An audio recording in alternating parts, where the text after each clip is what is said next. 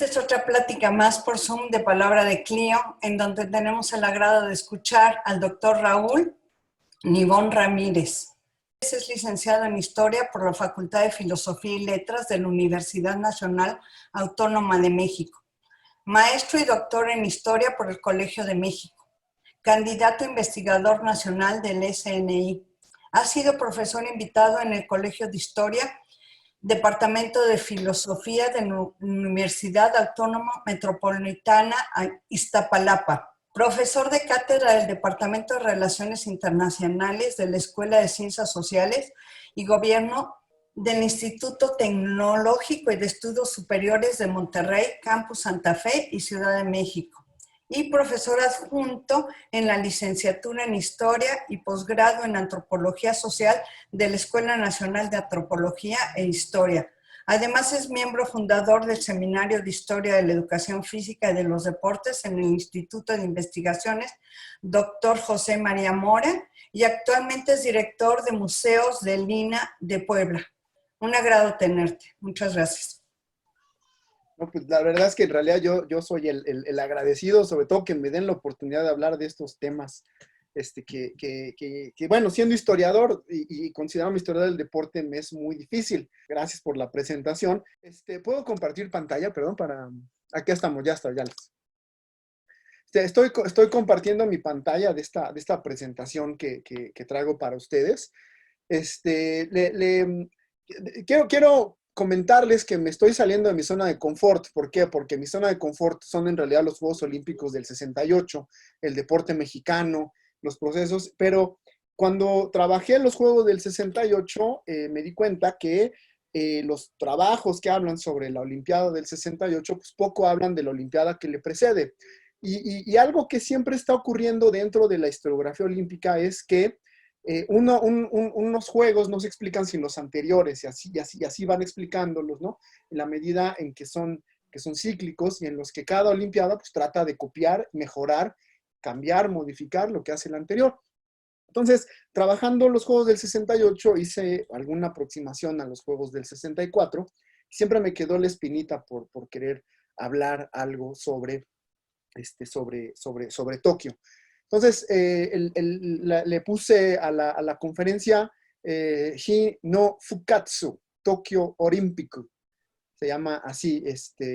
Afortunadamente mi familia en Japón me echó la mano un poco con la traducción. Literalmente significa el renacimiento del día, ¿no? El kanji del día. Pero a final de cuentas, este kanji que ustedes observan aquí representa el sol. De hecho, son los kanjis de Japón.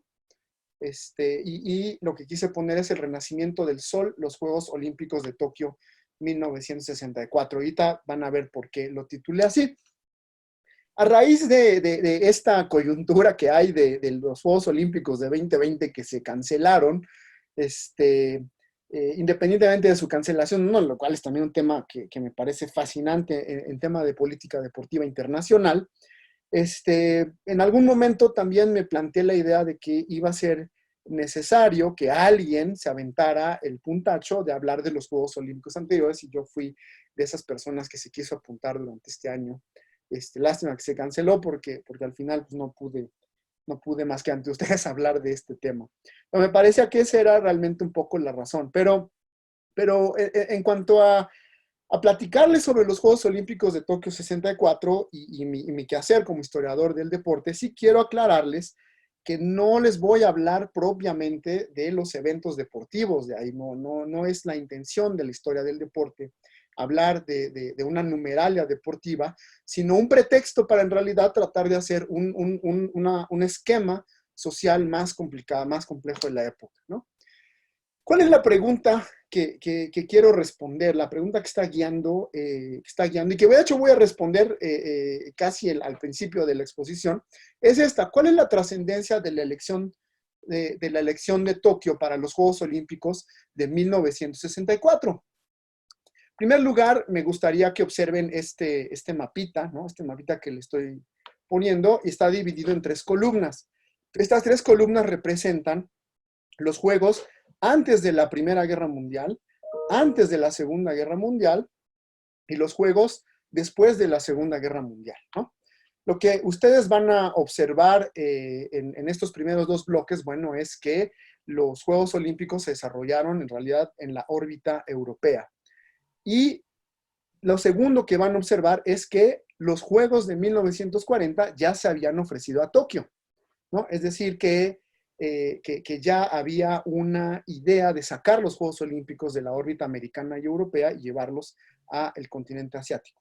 Y lo que ustedes van a observar en esta tercera columna, en donde incluyo a México 68, es que después de la Segunda Guerra Mundial, estos Juegos de la Guerra Fría, podríamos seguirnos más adelante, son juegos que están caracterizados ahora sí por una intención de sacar a los Juegos Olímpicos de la órbita europea americana y llevarlos más allá. ¿Hasta dónde los llevaron? Los llevaron de Londres a Helsinki, de ahí a Australia, de ahí regresaron a Europa, se fueron a Asia y, oh sorpresa, después se fueron a México, por lo cual fue también un grito, ¿no? para muchos.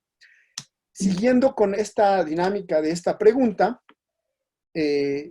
¿cuál es la trascendencia de la elección de cualquier sede olímpica, ¿no? Para la ciudad que ha ganado? He encontrado que hay como cinco arquetipos, 5 tipos de respuesta a esta pregunta. El primero tiene que ver con el reconocimiento internacional por algún logro evidente o como el pináculo de un proceso sociohistórico específico. Y aquí pongo algunos ejemplos. Berlín, México, Río, los Juegos de Los Ángeles 32 y por supuesto los 3 Juegos Asiáticos son un reconocimiento internacional por ciertos logros y ustedes podrán saber o podrán inferir cuáles son estos éxitos, ¿no? O igual también es este pináculo de este proceso sociohistórico, incluso de México, ¿no? Se hablaba que era ya el pináculo de que México por fin iba a poder salir del tercer mundo y que iba a insertarse ya en el gran concierto de las naciones avanzadas. Un tercer tipo que estoy identificando que responde a esta pregunta general de la trascendencia de la elección de cualquier sede, tiene que ver con un reconocimiento a la estabilidad política o económica, ¿no? Montreal, Sydney, me parece que son estos 2 ejemplos. En algunos otros casos he visto que la trascendencia de la elección tiene que ver con deudas o temas internos del COI, ¿no? Nadie se explicaba por qué Barcelona 92 fue, sino porque Samaranch, el presidente del COI, era catalán, o Atenas, ¿no? Que se le debía históricamente el dársele los juegos. Y finalmente, pues por presiones externas, ¿no? Y aquí es claro cómo Moscú 80 y Los Ángeles 84 es evidentemente, ¿no? Pues una elección más por presiones, más por ser las grandes capitales de los 2 bloques de la Guerra Fría, que realmente por un tema de reconocerlos o de cualquier situación antes descrita. En el caso de Tokio, ¿qué significó que Tokio fuera elegido sede en el año de 1959? En primer lugar, eran los primeros juegos, y aquí pongo no occidentales. La historiografía pone los primeros juegos en Asia, pero en realidad me parece que la trascendencia es que sean los primeros juegos no occidentales. La segunda es que Tokio significaba un doble reto, un reto tanto para Tokio, para los japoneses, pero también un reto para el Comité Olímpico Internacional para demostrar que realmente los Juegos Olímpicos son universales, es decir, que realmente hablan un idioma universal, ¿no? Y este era el gran reto que tenía tanto Tokio como el Comité Olímpico Internacional. Y la otra era esta viabilidad de los Juegos Olímpicos fuera de esta órbita de Europa y América. O sea, incluso haber llevado los Juegos a Melbourne seguía siendo una órbita dentro de esta zona de dominio de los países, en este caso de la Commonwealth, de países, digamos, dominados por los anglosajones. O por los europeos de manera general, ¿no? Aquí les voy a poner un pequeño video. When the Japanese capital stood before the TV cameras of the world, it looked stunning. This Olympiad was the first to be telecast internationally via satellite. It attracted some 600 million viewers. No olviden algunos detallitos de este video. No olviden esos aviones que pasaron ahí. Recuerden que Japón, teóricamente, después de la Segunda Guerra Mundial, no tiene un ejército. Hasta la fecha, no tiene un ejército. Tiene cuerpos de paz, se llaman, o cuerpos cuerpos para mantener la paz, se llaman. Ahí vieron que volaron aviones. También quiero que no olviden a esta persona que encendió el pebetero olímpico. Bueno, estas son mis respuestas, o sea, me estoy anticipando, pero en realidad lo que quiero es tratar en los siguientes minutos, tratar de convencerlos de mis respuestas. ¿Cuál es la trascendencia de la elección de Tokio para la edición de 1964? Para empezar, es el reconocimiento internacional de la recuperación milagrosa del Japón. Y dos, el pináculo del proceso de reconstrucción de la posguerra. Estas dos son las respuestas que ustedes típicamente van a escuchar en la historiografía. Y si ustedes se dan cuenta, en realidad son dos respuestas genéricas. Nosotros podremos incluso adaptarlo a México, ¿no? ¿Por qué México 68 fue elegido por un reconocimiento internacional al milagro mexicano? ¿Por qué México fue elegido? Porque representaba el pináculo de un periodo de construcción postrevolucionaria. En realidad son respuestas bastante genéricas y yo lo que quiero y me gustaría compartir con ustedes es abonar algo. Todos los Juegos Olímpicos nos van a presentar siempre es la primera vez o algo que siempre tiene muy en particular. Y en el caso de Tokio, me parece que como ningunos otros Juegos Olímpicos, estos sí representaron para Japón la autoafirmación del renacimiento de la nación japonesa. En otras palabras, aquí quisiera marcar algo muy importante. Generalmente los Juegos Olímpicos es de una proyección hacia afuera, pero para el Japón estos Juegos sí representaron la necesidad de atraerse hacia ellos como un centro de gravedad y de poder afirmarse a sí mismos de que había terminado este impasse de la guerra, ¿no?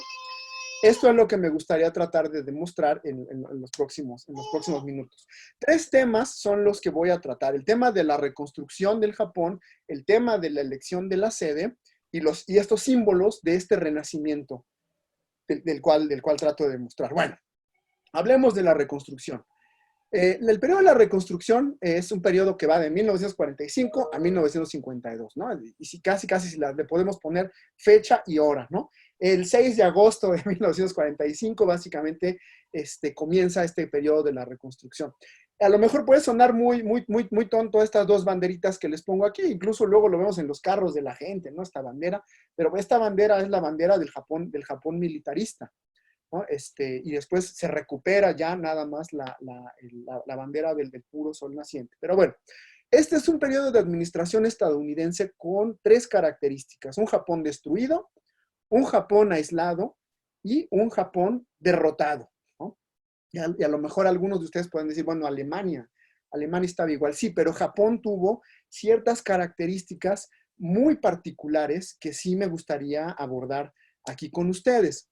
Damos un poco de la numeralia de lo que ocurrió en el Japón en 1945. 3 millones de bajas, de los cuales una tercera parte fueron civiles, ¿no? Es decir, fue bastante desastroso para el Japón. 40% de las áreas urbanas fueron destruidas, ¿no?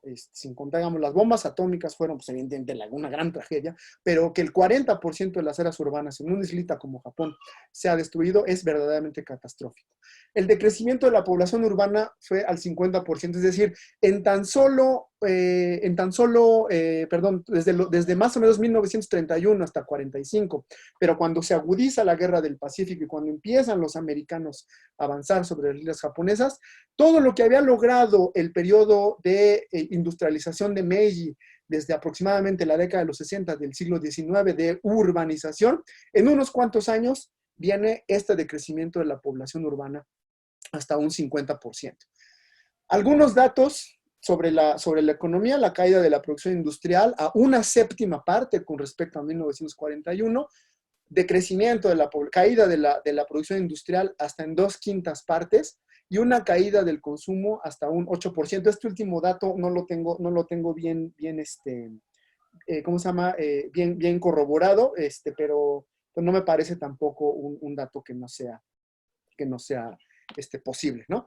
Y por supuesto, pues una debacle en la moral, ¿no? En la hambruna, en la vestimenta y en el techo. Aquí yo le estoy poniendo dos imágenes, ¿no? Que son que Hayao Miyazaki hizo famosa con su película La tumba de las luciérnagas, ¿no? Y que está basado en bastantes imágenes de estos niños que quedaron huérfanos, ¿no? De los hermanitos mayores que cuidaban de los Ani, que cuidaban a los Oni-chan, ¿no? A los hermanos grandes que cuidaban a los hermanos pequeños, y que Hayao Miyazaki hizo famosa en esta hermosa, pero a la vez desgarradora película llamada La tumba de las luciérnagas, ¿no? Les decía que la administración americana, que el Japón de la reconstrucción tuvo ciertas características muy diferentes a la Alemania destruida. Aquí me gustaría plantearles algunas de estas cuestiones, de esas características. La primera es esta. A diferencia de Alemania, a diferencia de esta Alemania derrotada, donde fueron todas las potencias, es decir, por un lado los soviéticos y por el otro los aliados, los que querían comerse el pastel de Alemania, que acabó dividida. En el caso del Japón, solamente fueron los americanos. ¿Por qué solo fueron los americanos? Porque básicamente todo el esfuerzo de la Guerra del Pacífico recayó en los americanos y por lo tanto todo el control del Japón recayó en los americanos. Los americanos plantearon a los soviéticos que si ellos querían ingresar al Japón debían ponerse a las órdenes del ejército americano, cosa que no aceptaron. ¿Acaso hubo algún contingente australiano que permaneció en el Japón? Pero básicamente todo esto fue pues una administración totalmente americana. Y no solamente una administración americana, una administración bajo las órdenes del general Douglas MacArthur. Y aquí la persona, bueno, sabemos que hay de personas a personas, Douglas MacArthur jugó un papel trascendental, y un papel trascendental bastante curioso, porque MacArthur, que tenía simpatías tanto entre los demócratas como entre los republicanos, que pudo lidiar con Truman, demócrata, y que luego pudo lidiar un tiempo con un Eisenhower republicano. Al final de cuentas, MacArthur tenía una agenda que incluso rayaba en una agenda social bastante distinta a las concepciones americanas. De tal manera que hay una interpretación histórica que parte de los propios japoneses que realmente agradecen mucho esta administración americana e incluso agradecen que no haya habido una intervención soviética. Las bombas, y aquí hay que decirlo, es un trauma para el Japón, pero ellos no reniegan de este pasado, de esta administración americana. Es algo interesantísimo en la parte sociológicamente hablando en el Japón. Bueno, me parece que hay tres grandes reformas dentro de este periodo de la reconstrucción.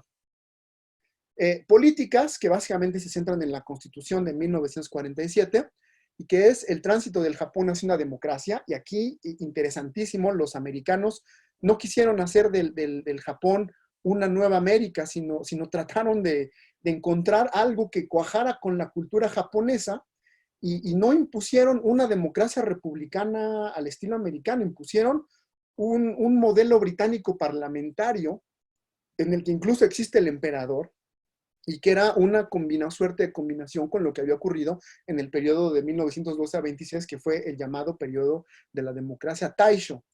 Lo segundo que hicieron los americanos fue ser muy realistas en cuanto al control del Japón. Ellos no iban a poder controlar el Japón por las diferencias lingüísticas y culturales, por lo cual lo que se esforzaron fue en proponer una gran burocracia, ¿no? Que fuera controlada por el gobierno y que a su vez fuera controlada por los americanos, ¿no? En ese sentido, la burocracia japonesa, que primero fue ocupada por militares, después fue ocupada paulatinamente por los propios japoneses, también resultó ser un modelo exitoso para para estas características políticas.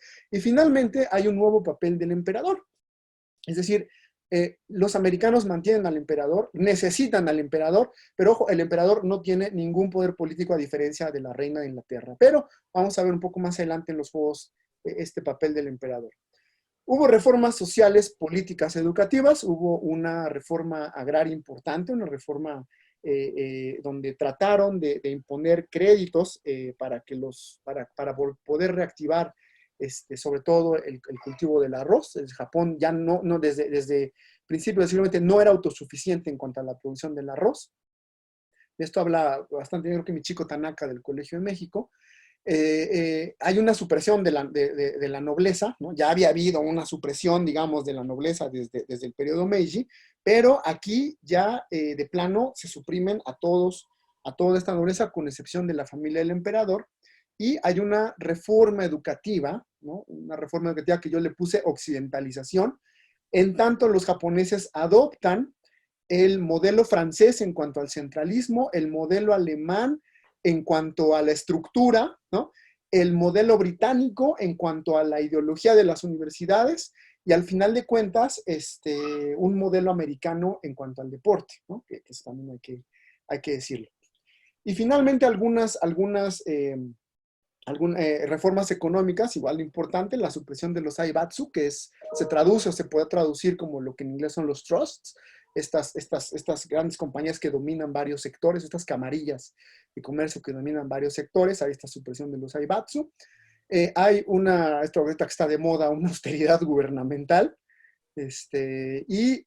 Finalmente, lo puse aquí, la guerra de Corea también es muy importante para la economía del Japón. ¿Por qué? Porque los americanos encuentran que reactivar a la industria japonesa les va a servir mucho para la guerra de Corea. De hecho, ellos eran los que proveían a los americanos durante toda la guerra de Corea. Entonces, la guerra de Corea también fue un factor importante para este renacimiento económico. Más adelante en este video aparece ya una imagen de cómo los japoneses ya empiezan a consumir en las grandes boutiques, ¿no? Y cómo se insertan a la moda, etcétera, etcétera. Pero bueno, dentro también de este periodo de reconstrucción, bueno, después de la reconstrucción viene el llamado periodo del milagro económico, que va de la recuperación de la independencia hasta el año de 1973, donde básicamente lo que vamos a encontrar es estabilidad, transiciones pacíficas, poco tiempo en el poder. Tampoco quiero dar la idea que fue muy monolítico. De hecho, hubo en los primeros años de la reindependencia, hasta la década de los 60, mucha agitación política, en la medida que muchos políticos habían sido parte de los gabinetes de los gobiernos militaristas. Todavía había una gran presencia de los partidos comunistas en Japón, todavía, o sea, sí hubo agitación, pero en general podríamos ya hablar de transiciones pacíficas en el poder. Mientras que lo que es verdaderamente increíble es este crecimiento promedio del 9.2%, incluso después de 1973, cuando empiezan las crisis, Japón sigue creciendo un 4.6%.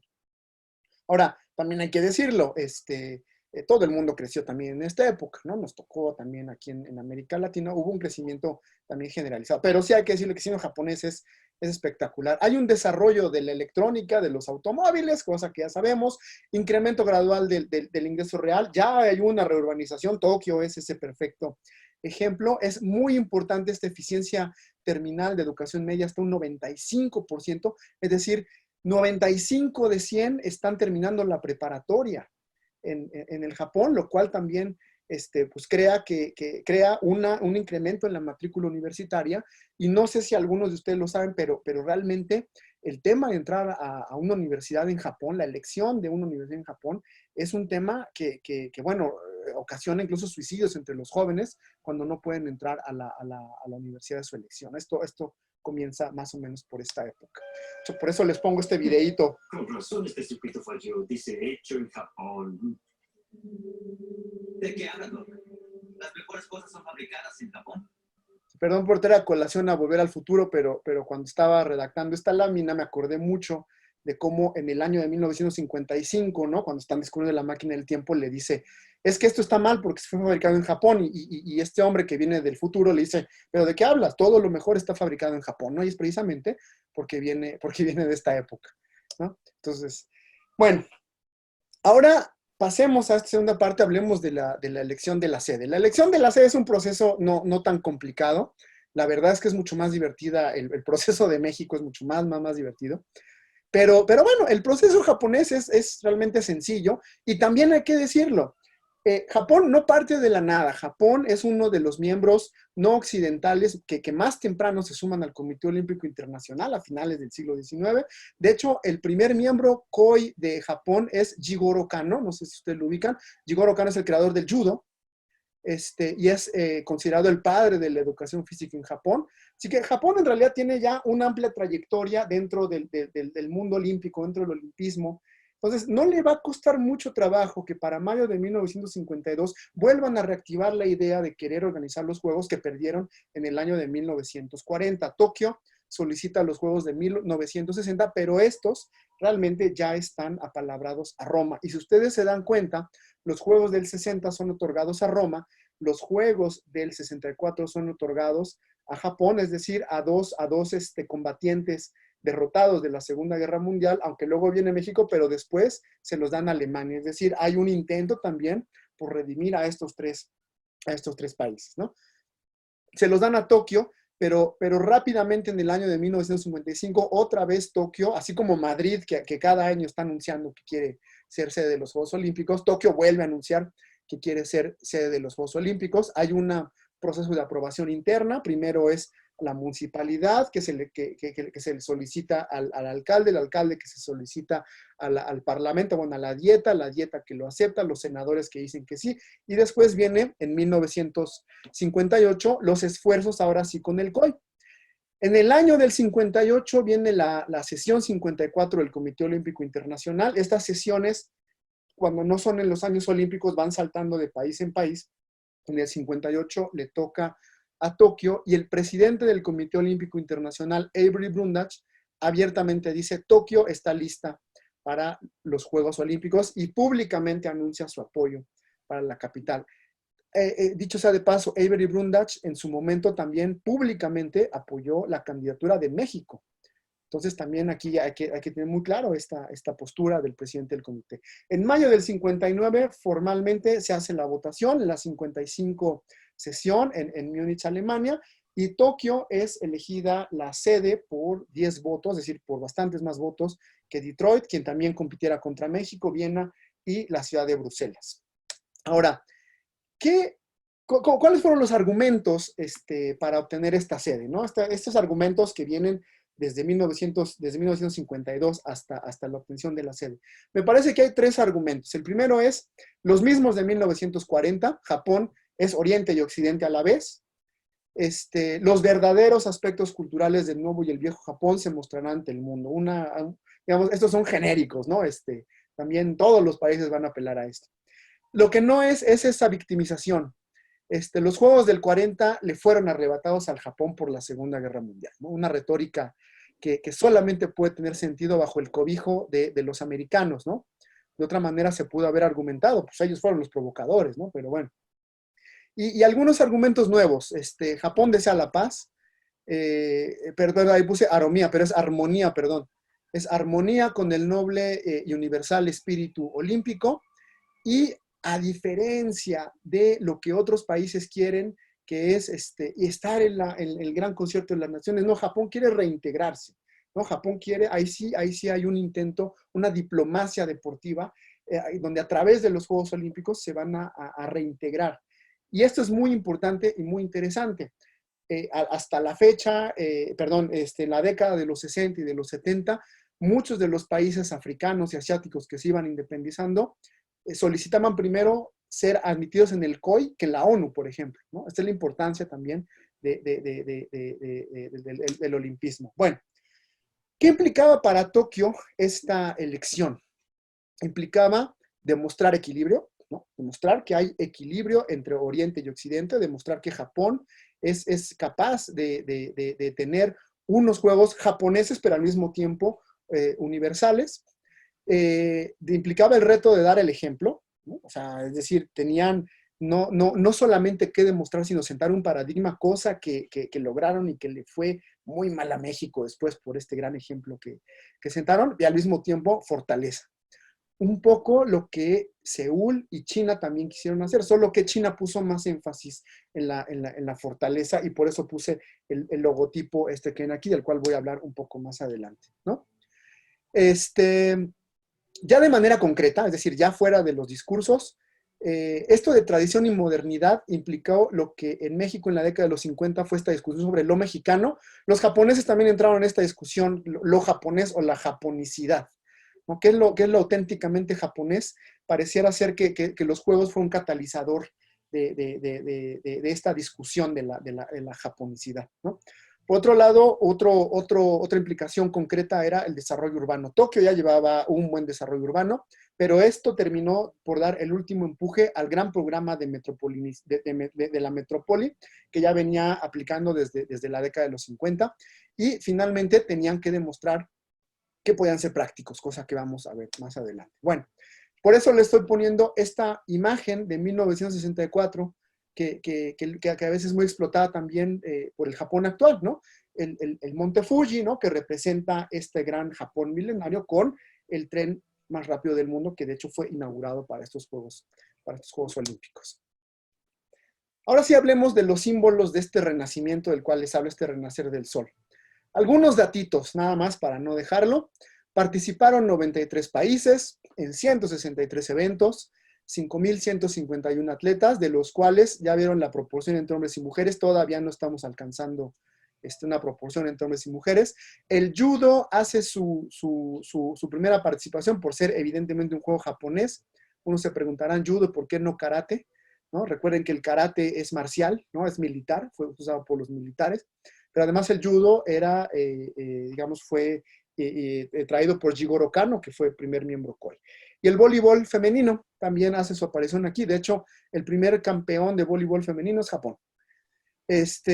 Otros datitos, Abebe Bikila vuelve a ganar la maratón que había ganado en Roma 60, nada más que en Roma lo ganó descalzo, aquí ya lo gana con calzado, además rompiendo récord. Larisa Latinina también rompe el récord de ser la medallista olímpica más, con más medallas, perdón, la atleta con más medallas olímpicas, cosa que se rompió hasta la época de Phelps, que ahora es el más laureado. Y Bob Hayes, quien se convirtiera posteriormente en el único atleta en ganar una medalla olímpica, ganó los 100 metros planos con 10 cerrado, o sea, 10 flat, y en ganar un Super Bowl, el sexto Super Bowl con los Taqueros de Dallas. Perdón, le voy a los 49, así que por eso hablo de los Taqueros de Dallas. En el caso de México, solo tuvimos una medalla de Juan Favila Mendoza, bronce en box, en peso gallo, fue nuestra única medalla. Pero algunos otros datos que son, me parecen, más trascendentales para el tema de Tokio. Todos los estados se llenaron lleno total, es decir, por lo menos 96.4 de ocupación en los estados. Los japoneses querían realmente estar presentes en su Olimpiada. Una efectividad inédita. ¿A qué me refiero con efectividad inédita? El 1 de enero de 1964, el comité organizador declara estar listo para los Juegos Olímpicos. No ha habido ningún organizador que haya, con tanta anticipación, estado preparado como los japoneses. Entonces, imagínense el paquetote que le dejaron a México, perdón. Un gasto también inédito, 1,000 billones de yenes, comparado con la séptima parte que gastó México. Esto era verdaderamente un escándalo. Se inauguró esta vía metropolitana de 22 autopistas, ¿no? No sé si ya vieron aquí. O sea, ahorita les platico la anécdota de mi viaje a Tokio. 2 líneas nuevas de metro, teniendo ahora 21.9 kilómetros de subterráneo. Se inaugura el tren bala, el Shinkansen. Hay un desarrollo inusitado en las telecomunicaciones y viene la ampliación del aeropuerto de Haneda, que a la larga se quedaría corto y tendrían que hacer el aeropuerto de Narita. Hasta la fecha siguen operando los dos aeropuertos. Ustedes recuerdan que el segundo piso de la Ciudad de México se inaugura en el año, no me acuerdo, de 2006, creo, con la regencia de Andrés Manuel López Obrador. Los japoneses tienen redes de segundos pisos desde 1964. Bueno, estos son los símbolos del Renacimiento, ¿no? La ruta, la ignición del pebetero, el papel del emperador, las sedes de competencia, el despliegue tecnológico y la gráfica. Hablemos rápidamente de ellos. La ruta olímpica, que se dice, ustedes saben que cuando se prende la flama olímpica que va a terminar en el pebetero, hay una ceremonia de ignición de la llama olímpica en Antigua Olimpia, Grecia, en donde se supone que se enciende con materiales no modernos, ¿no? O sea, se prende con una lupa al sol, etcétera, y de ahí la llama sale hacia acá. Bueno, el primer símbolo que los japoneses quisieron utilizar fue este. Son los primeros juegos asiáticos, por lo tanto es motivo para que Asia esté orgullosa de recibir los juegos. Por lo tanto, el comité organizador trató de diseñar una ruta que siguiera la vieja ruta de la seda, pero que al mismo tiempo bajara por el sureste asiático para tratar de ocupar a todas las naciones de Asia. Es un símbolo, pero la verdad es que le salió un poco mal. Si ustedes se dan cuenta, Burma, Tailandia, Malasia, Filipinas, Hong Kong y Taiwán fueron ocupadas por Japón en la Segunda Guerra Mundial, por lo que no crean que les dio mucha gracia este puntacho. Y por otro lado, no pasaron por China ni Corea, la Corea ocupada por el Japón desde 1905, y la China, pues no pasaron por ahí, ni siquiera los tomaron en cuenta, ¿no? Sin embargo, el símbolo, ¿no?, que trataron de imponer fue esta intención de lo asiático, ¿no?, representado y consumado en el Japón. El segundo símbolo es este. Yoshinori Sakai no era un gran atleta olímpico. De hecho, era un estudiante. Efectivamente, era un estudiante, hacia deporte, era un atleta, pero no era un deportista destacado. Tradicionalmente, toda la ignición de los pebeteros la hacía hasta Roma 60, la hacía algún atleta destacado, alguna personalidad destacada del deporte del país sede. Bueno, como yo les digo, Yoshinori Sakai no era un atleta destacado. Su única cualidad o la gran ciencia que hubo para determinar que esta persona fuera es que él nació en Hiroshima el 6 de agosto de 1945. El apodo de Yoshinori Sakai era el niño atómico, ¿no? Y pues básicamente el símbolo es muy claro. Este es el nacimiento del Japón. El Japón vuelve a nacer con la bomba atómica, ¿no? Entonces, por eso están poniendo a Yoshinori Sakai. Ahora, digamos, esto es conocido, esto es un poco obvio, pero es muy trascendental, porque a partir de aquí todos los demás Juegos Olímpicos van a tratar de buscar a la persona indicada a través de la cual van a posar, ¿no?, lo que ellos quieren representar. En México no iba a ser Queta Basilio, iba a ser Joaquín Capilla, pero cuando ellos están observando que los japoneses están utilizando este símbolo, los mexicanos dicen, ¿y nosotros qué vamos a hacer? Y a partir de ahí, si ustedes se dan cuenta, siempre tiene que haber un gran símbolo que vaya a ser el que vaya a aprender el pebetero y que tiene que realmente contener toda una serie de mensajes, ¿no?, dentro de este acto que pareciera tan simple, ¿no? El papel del emperador es otra muy importante. Recuerden que el emperador no tiene ningún papel político. Sin embargo, el emperador se le nombra, como en su momento se nombró a López Mateos y a todos los jefes de Estado, se le nombra el patrono de los Juegos Olímpicos. No fue el primer ministro el que inauguró fue el emperador Hirohito.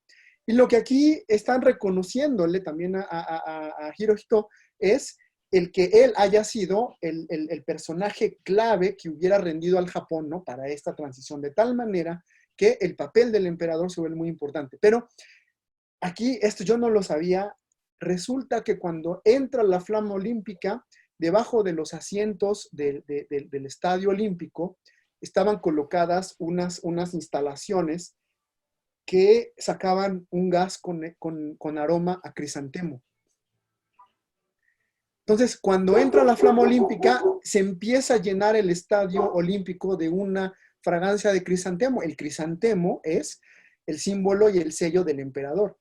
No es el emperador a final de cuentas hasta la fecha es el símbolo de la unidad de los japoneses. Es donde los japoneses depositan la idea de nación. Es algo muy interesante también por el tema de sociológicamente hablando, ¿no? Y entonces, cuando uno lee el reporte del comité organizador, dicen, la idea era la esencia y la fragancia, dicen. Fragancia era lo que nosotros buscábamos, ¿no? Y la fragancia era una fragancia de crisantemo. Esto me parece interesantísimo. Los otros símbolos tienen que ver con este equilibrio entre modernidad y tradición, ¿no? Y qué mejor manera de mostrar la tradición y la modernidad si no es a través de sedes de competencia que precisamente pudieran demostrar esto. Aquí lo que tenemos es el Gimnasio Nacional Yoyogi, hecho por el gran arquitecto Kenzo Tange. Hasta la fecha son instalaciones que de hecho se iban a utilizar bueno, se van a utilizar hasta donde entiendo en los Juegos Olímpicos de 2020, pero que como ustedes observan tratan de combinar estas construcciones típicas japonesas con espacios nuevos renovados. Y también aquí quiero, perdón por traer a colación esto, quiero que se imaginen, además porque lo leí, el gran problema que llegó cuando le piden a los arquitectos mexicanos diseñar una alberca, ¿no?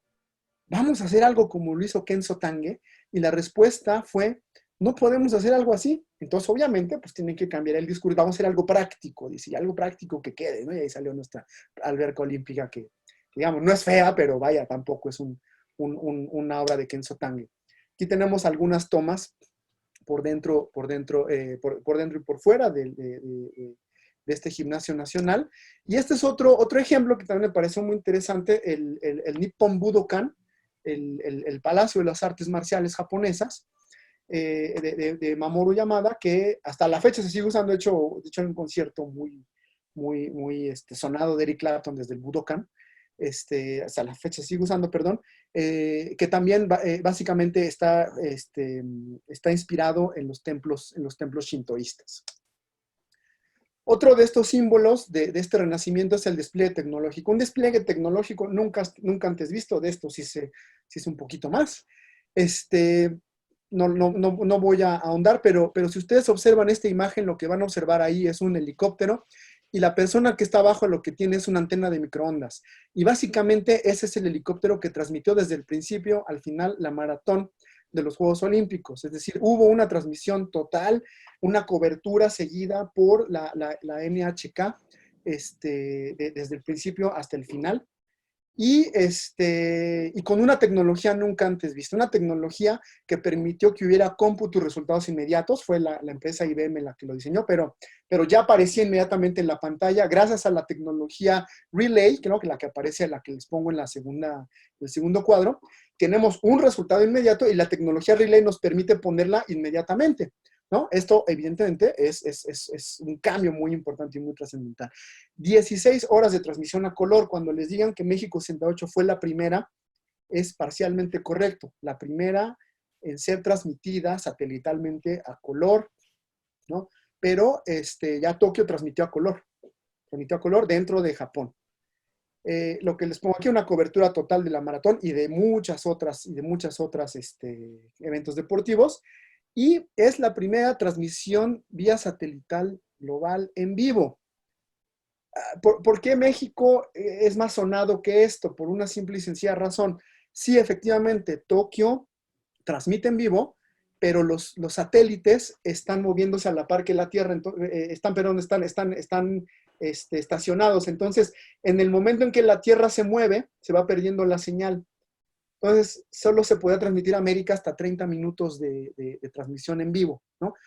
Fue hasta México 68 cuando ya los satélites ya pueden estar de manera geoestacionada y ya pueden transmitir en vivo en todo momento. Y el último elemento del cual les quiero hablar es el de la gráfica. Es muy sonado la gráfica de México 68, pero también hay que decirlo que la gráfica de México 68 me parece le debe mucho también a la gráfica de Tokio. Ustedes se dan cuenta de estas líneas que hablan de mucho equilibrio, ¿no? O sea, básicamente lo que este diseño nos está mostrando es equilibrio, geometría, perfección, elegancia, tradición, modernidad, practicidad.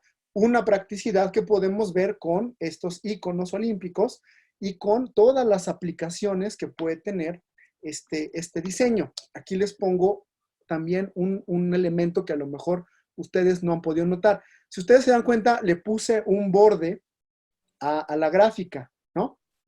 Y si ustedes se dan cuenta, estos bordes están tocando con la parte superior. El sol está casi tocando los aros olímpicos. Los aros olímpicos prácticamente tocan, ¿no? En un pequeño puntito aquí los bordes, y las letras también están en el borde. Vean en esta imagen cómo es realmente un símbolo geométricamente muy bien diseñado, perfecto, o sea, con una precisión gráfica que incluso de hecho ganó muchos premios internacionales. Y por otro lado, si ustedes se dan cuenta, también Tokio es el parteaguas de una gráfica olímpica, ¿no? Claramente digamos, reconocible a partir de Tokio hasta nuestros días, con las ediciones anteriores. Por supuesto, la más famosa es la de México, pero hay que decirlo, se le debe mucho a Tokio. Bueno, básicamente esto son de lo que yo les quería platicar sobre este renacimiento, estos símbolos del renacimiento de Tokio. Y bueno, pues muchísimas gracias por escucharme. Gracias, Raúl, por compartir con nosotros tu conocimiento. Creo que ha sido tan interesante, tan amena. Ha sido un placer escucharte. Fue muy afortunada esta correlación que realizas entre este análisis de los Juegos Olímpicos de Tokio y la historia. Es maravillosa. Muchas gracias. Bueno, yo quiero preguntarte. Yo tengo la hipótesis de que después de las 2 bombas que Estados Unidos lanza, a Japón se queda con un gran sentimiento de culpa. El engrandecimiento japonés se debe a ellos, pero hubo una enorme ayuda de Estados Unidos, una ayuda que no ha tenido con nadie, y es la posibilidad de incluso transmitirle el know-how que siempre se cuida tanto por las potencias mundiales a Japón. El Estado japonés hizo una enorme inversión en educación, investigación científica y tecnología. Y entonces enviaba a Estados Unidos y a otras universidades a sus estudiantes y seguía a los científicos norteamericanos. Y bueno, en cada foro de Davos ya ven que se discuten los derechos intelectuales, porque eso es una gran posibilidad de inversión para los países de primer mundo. Pero Estados Unidos permitió a tal grado que Japón ingresara y penetrara en sus secretos que para los estudiosos de la tecnología, Japón se ubica como el segundo más rápido.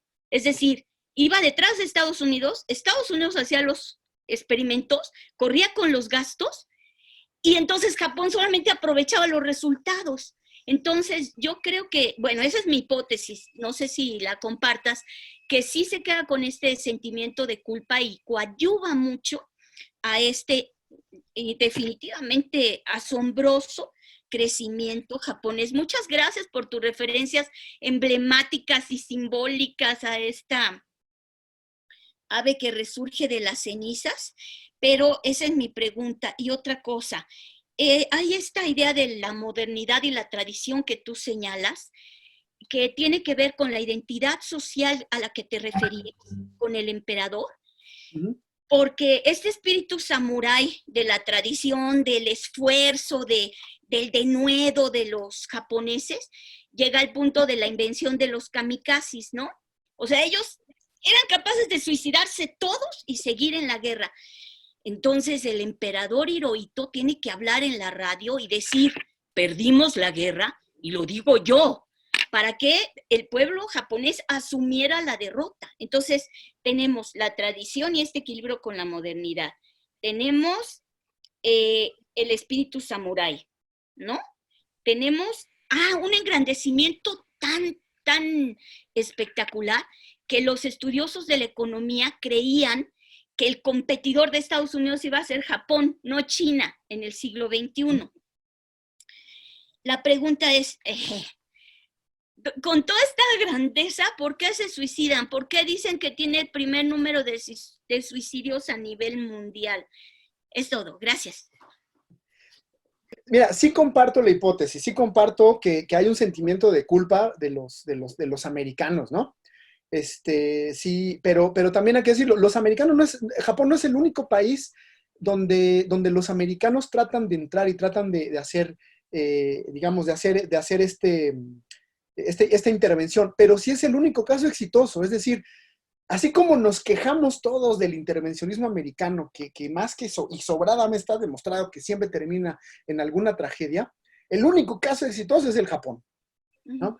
Y evidentemente es exitoso, yo creo que por esto que tú nos comentas, por esta idea de culpa que le da tantas concesiones al Japón, ¿no? O sea, no solo, como tú dices, les permite viajar, les da la tecnología, porque se las da para reactivar su industria. O sea, les da la tecnología, por ejemplo, de los automóviles, ¿no? Les da la tecnología nueva de los automóviles, les da la tecnología de las computadoras y le da la tecnología de las cámaras. Ustedes recuerdan, ¿no? Que las cámaras también son, eran como el sello también de los japoneses. Entonces sí, comparto totalmente esta hipótesis. También esto de la modernidad tradición, pero que también tiene que sumarse a qué representa lo japonés. Como tú dices, somos modernos, somos tradicionales, pero si no hay algo que los pueda amalgamar, no funciona. Y eso que los amalgama, pues es evidentemente el emperador. Y eso también me parece que es una decisión acertada de los americanos, ¿no? Mantener al emperador es una decisión acertadísima. Lo más lógico hubiera sido terminar con ellos. O bueno, lo que dentro de la lógica de lo americano hubiera sido terminar con estas estructuras tradicionales, y no lo hicieron así. Entonces me parece que es muy acertado, ¿no? Lo otro que me platicas es, lo tengo un poco, o sea, no lo tengo claro en cuanto a los números, lo tengo un poco más claro en cuanto a la experiencia que he observado con amigos, colegas, incluso con la familia. Este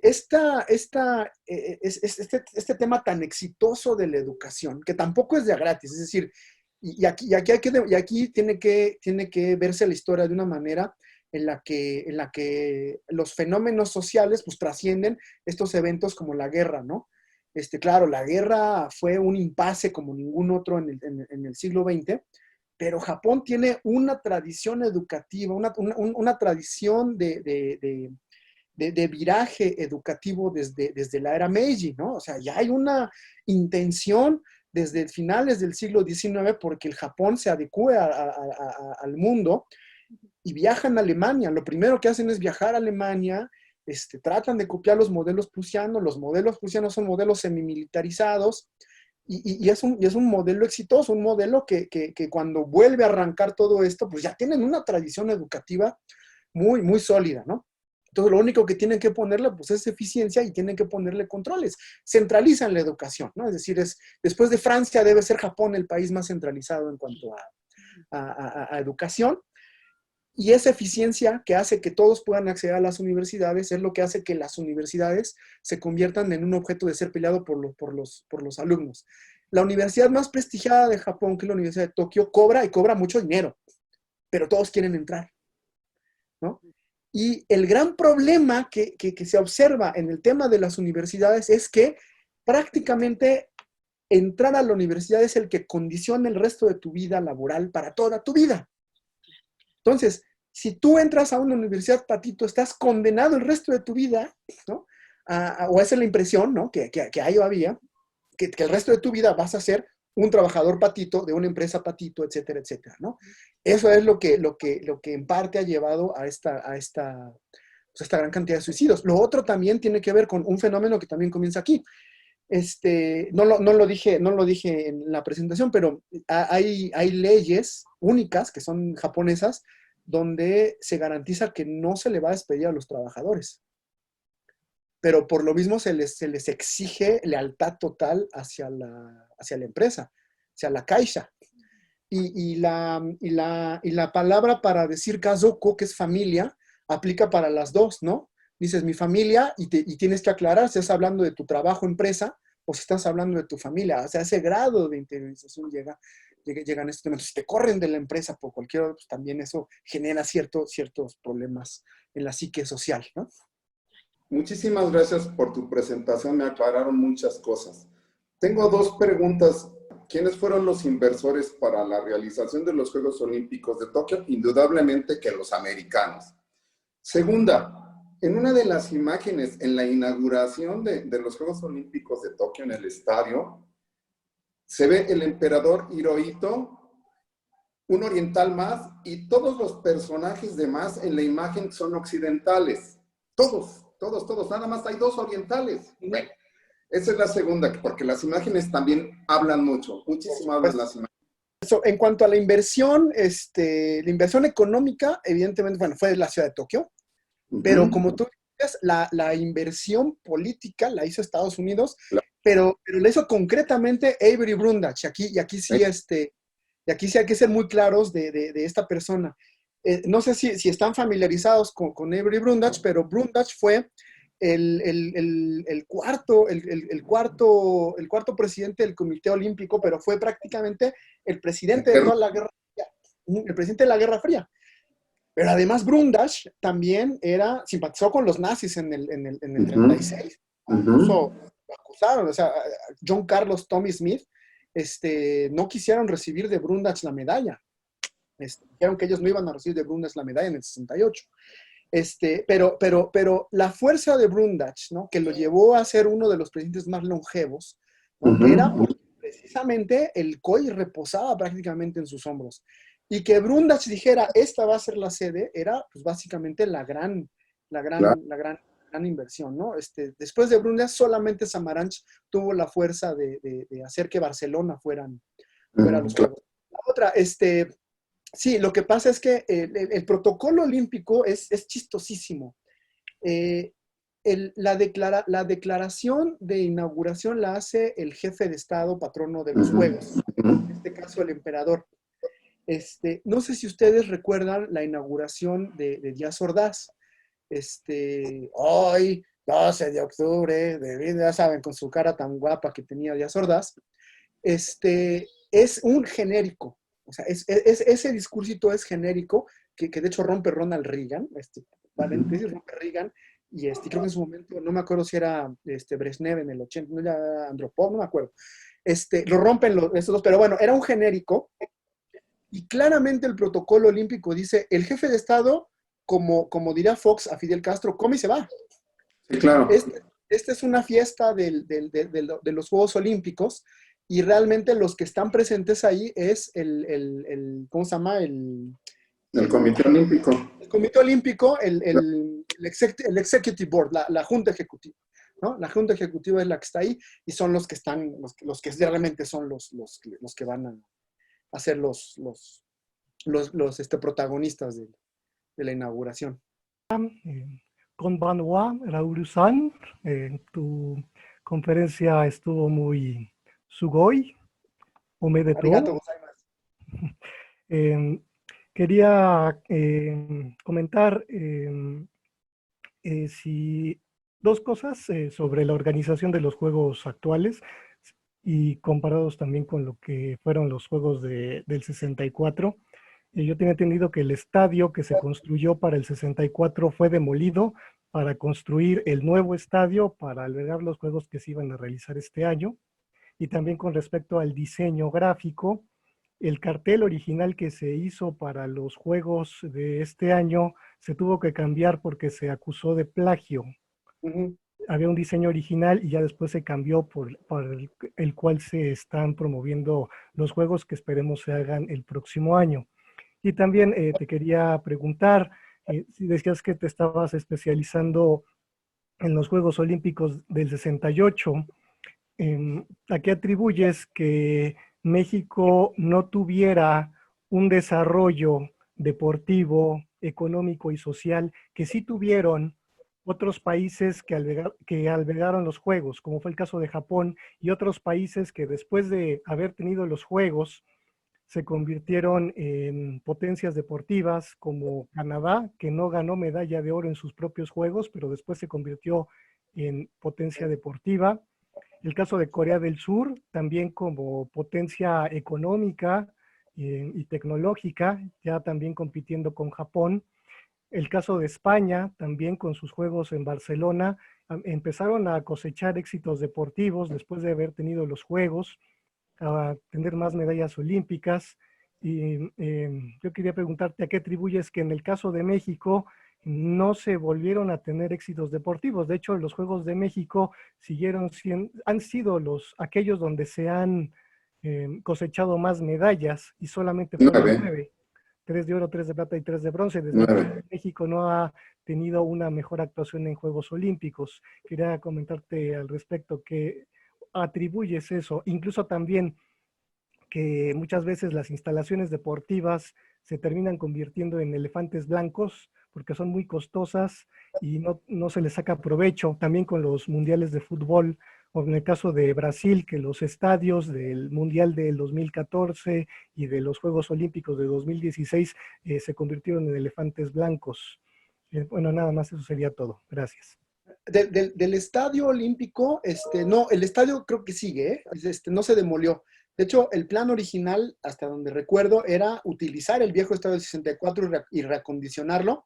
Al final se decidió construir uno nuevo, pero tengo entendido que el Estadio Nacional, porque se llama el Estadio Nacional, tengo entendido que sigue en pie. Del plagio cuando salió el primer logo a mí me gustó mucho.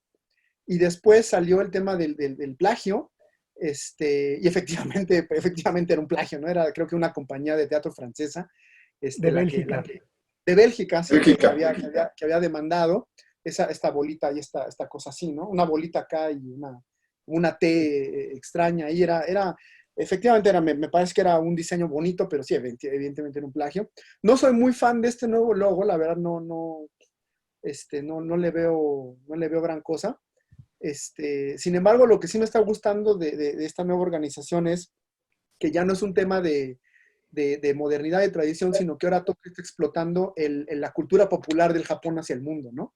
Entonces nos avienta a Doraemon, nos avienta a Dragon Ball, de hecho, la gran broma es, si no hubiera habido el COVID, ahorita Goku estaría aprendiendo el pebetero con un Kamehameha, ¿no? O sea, es apelar a la cultura pop, y me parece, además, algo que me agrada bastante.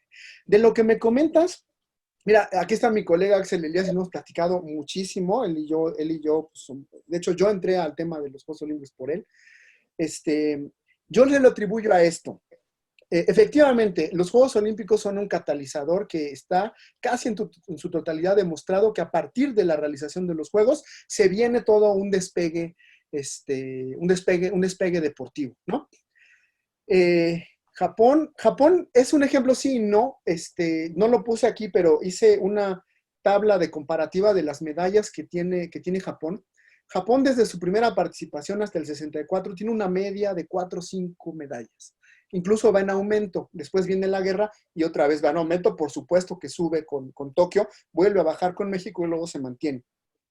No es realmente hasta la fecha Japón un gran medallista, pero tiene cosechas importantes y presencia importante en muchos deportes. Entonces, en el caso del Japón, más que un catalizador, yo creo que más bien era el aprovechar, el darle el último impulso para que volviera a salir. Otros casos que sí son paradigmáticos es Seúl, como tú dices. A mí me parece también España, que es un caso paradigmático. A partir de Barcelona, España tiene mucha más presencia en los deportes. Aunque no lo crean, también Brasil la tiene, pero no por los Juegos Olímpicos, sino por los Juegos Panamericanos del 2020. Efectivamente, yo creo que eso se le atribuye porque en los Juegos Olímpicos se puede ver una política deportiva que no tuvo México 68. México 68 no tenía la intención de hacer una política deportiva, tenía la intención de salir al quite del ¿cómo se llama? Decía Graciela, del grave compromiso adquirido. Había que sacar los juegos, había que ponerlos ya, había que hacer una participación decorosa, métele todo, que vengan los juegos, que nos vean, que digamos que somos chidos y se acabó, ¿no?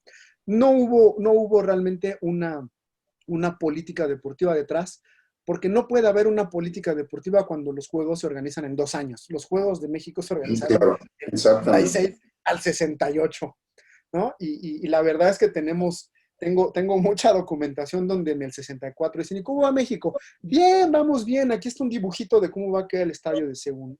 ¿Y cómo va México? Bien, bien, aquí tengo una maqueta de cómo va a quedar, hasta que en el 66, cuando Ramírez Vázquez toma el control del comité y dice, güey, no tenemos nada. Entonces, Yo lo atribuyo a eso, atribuyo a que los juegos del 68, que fueron nuestros juegos, que son paradigmáticos en muchas cosas también, pero no había en el fondo una intención de política deportiva. Ahora, sí quiero poner algo a debate. El modelo México 68 es paradigmático. Ninguna otra ciudad ha tenido este éxito. Los elefantes blancos de los juegos existen. Por ejemplo, Atenas es un elefante blanco, ¿no? Incluso el propio estado de Montjuic de Barcelona es un elefante blanco. Por supuesto, Múnich también es un elefante blanco. Montreal también es un elefante blanco, porque es el modelo de crear espacios para los juegos que solo sirven para 2 semanas. Como México no podía crear eso, lo que hizo fue utilizar la propia ciudad. Entonces, ¿cuáles son nuestros espacios? El Teatro de los Insurgentes, la Pista Arena Revolución, el Estadio Olímpico de Ciudad Universitaria, el Estadio Azteca, ya existían, ¿no? Y de ahí la creación de la Pista Virgilio Uribe, del Palacio de los Rebotes, ¿no? Que son las otras 2 espacios, pero si te das cuenta, siguen en uso. La alberca. La alberca olímpica sigue en uso, ¿no? El velódromo, que México es, por cierto, el país con más velódromos olímpicos en el mundo, tenemos 4, hasta los 90 seguía en uso. Entonces México no fue en ese sentido no fue tan caótico, no fue tan malo como le fue a los espacios de competencia en México. Tenemos una pregunta de un invitado que escribió en el chat. ¿Representaron estos juegos una reivindicación de Asia en su conjunto? No, la verdad es que no, y hasta la fecha Japón tampoco crean que reivindica mucho Asia, no hay una identidad de Japón hacia Asia ni de Asia hacia Japón, y aunque lo intentaron, ¿no? De hecho, hubo muchos intentos en la década de los 70, 80 porque Japón representara lo asiático, cosa que le fue negada por razones obvias. No, lo intentó, no lo logró, y creo que ni siquiera estos juegos de 2020 tampoco reivindican mucho a Asia. De hecho, incluso me parece que a diferencia de decir lo europeo, lo americano, lo latinoamericano, me parece que no tampoco tenemos muy claro eso de lo asiático. ¿Por qué? Porque tenemos por lo menos 2 subcontinentes ahí que dominan mucho, que es China, ¿no? Y el otro subcontinente, pues, que es la India. Y por otro lado, pues el sureste asiático, que tiene también otras dinámicas, todos los archipiélagos. Entonces no, me parece que no.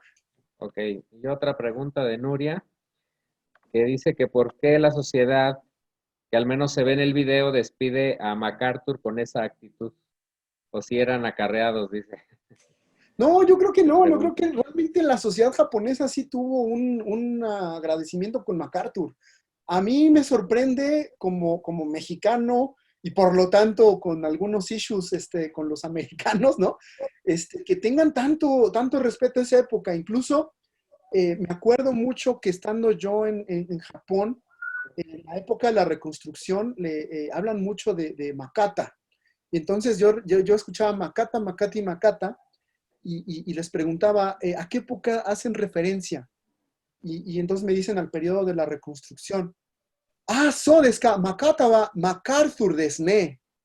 Entonces ellos incluso, ¿no? Tienen esta forma, o sea, no es Makata, o sea, es una forma en la que ellos pronuncian MacArthur, pero suena tan japonés, ¿no? Que ya lo toman hasta como un periodo. No, yo creo que sí fue gente que realmente fue a despedir a Douglas MacArthur, ¿eh? Yo sí creo que fue genuino.